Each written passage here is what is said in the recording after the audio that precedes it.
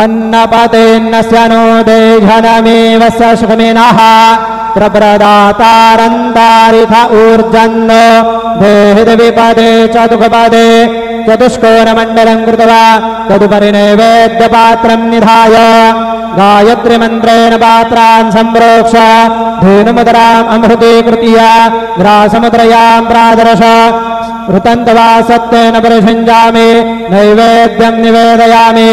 ॐ प्राणाय स्वाहा ॐ अपानाय स्वाहा ॐ व्यानाय स्वाहा ॐ उदानाय स्वाहा ॐ समानाय स्वाहा ॐ ब्रह्मणे नमः।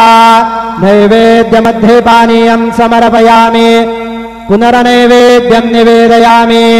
ॐ प्राणाय स्वाहा ॐ अपानाय स्वाहा ॐ व्यानाय स्वाहा ॐ उदानाय स्वाहा ॐ समानाय स्वाहा ॐ ब्रह्मणे नमः।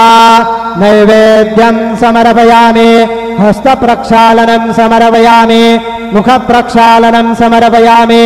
सद्गुरु श्री साईनाथ देवताभ्यो नमः। चरणकमले प्रार्थनापूर्वक नमस्कारान् करोमि।